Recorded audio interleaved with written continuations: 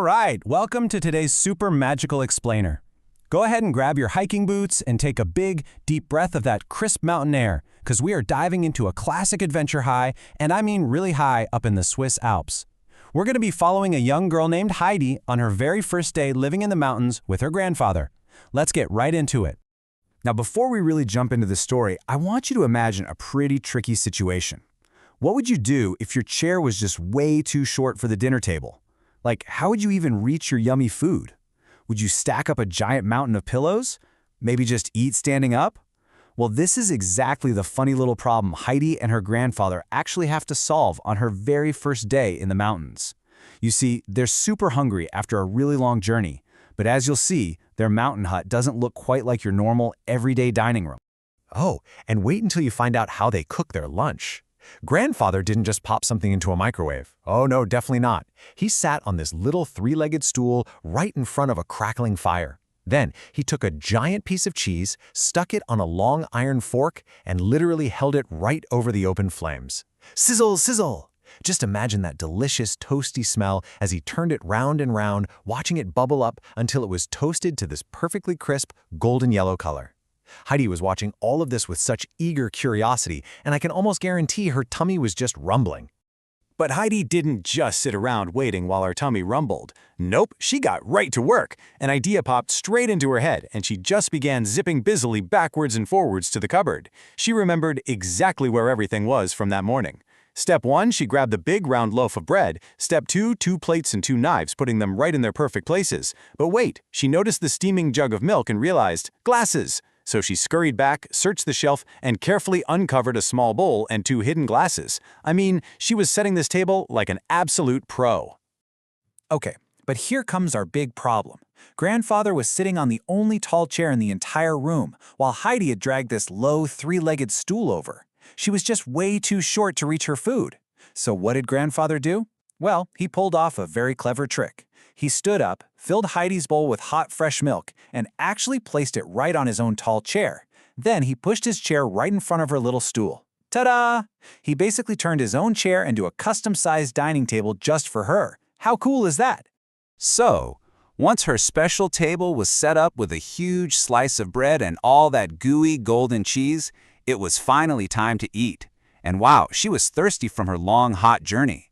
She lifted that heavy bowl with both hands and gulp, gulp, gulp! She drank without even pausing to take a single breath until the entire bowl was completely empty.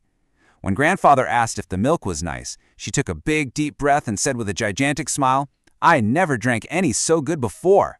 And honestly, it's a good thing she ate such a big mountain lunch, because she's going to need a ton of energy for what comes next.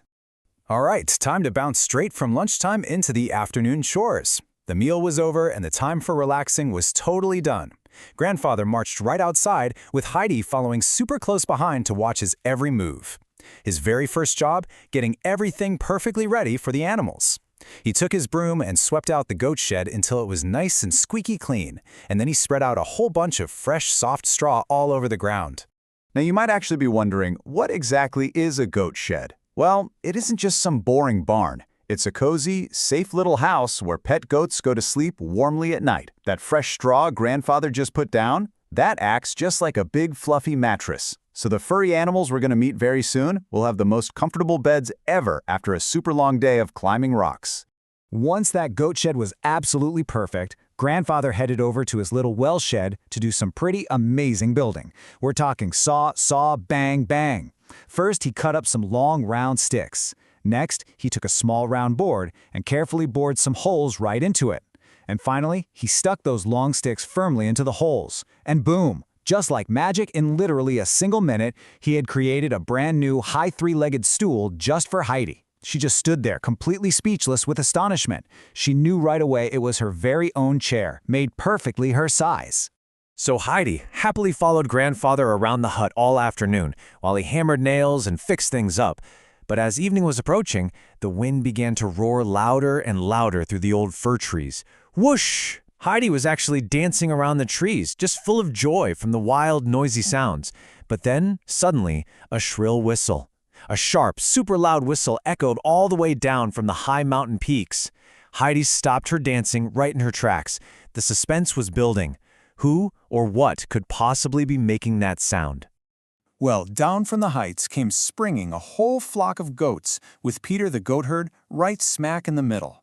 As they got close, two beautiful, slender goats separated from the rest of the pack.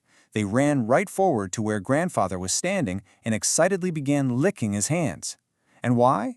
Because Grandfather always kept a little bit of tasty salt ready to give them a special treat when they returned home. Heidi was absolutely jumping about in glee, tenderly stroking their soft, fluffy fur.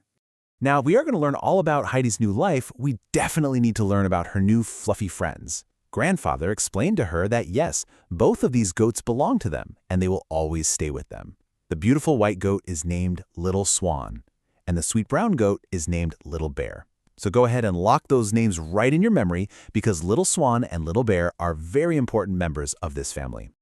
After Grandfather milked Little Swan to get Heidi's supper ready, it was time to put the goats away for the night in their freshly cleaned shed. As Grandfather retreated into the shed with the goats, I want you to just imagine Heidi standing outside in that roaring wind. Imagine shouting along with her at the absolute top of your voice, "Good night, Little Swan! Good night, Little Bear!" I mean, the wind was blowing so incredibly hard that it almost blew her right away. She actually had to scurry inside, eat her supper super fast, and climb right up to her brand new bed just to escape the wild storm. And you know what? That brings us to the very end of our grand adventure today. Heidi finally climbed into her bed, which, believe it or not, was just a pile of fresh hay, but she was so happy. So I have one last question for you. Would you like to sleep in a cozy mountain hut while the wind howls outside? Even though a huge roaring storm was blowing all around the mountain, Heidi was tucked safely inside, lying as sweetly and soundly asleep as any young princess on a couch of silk. Next time you hear the wind howling outside your window, I hope you think of Heidi, Little Swan, and Little Bear, all safe in their mountain home. Thanks so much for exploring this amazing explainer with me today, and hey, always keep asking great questions.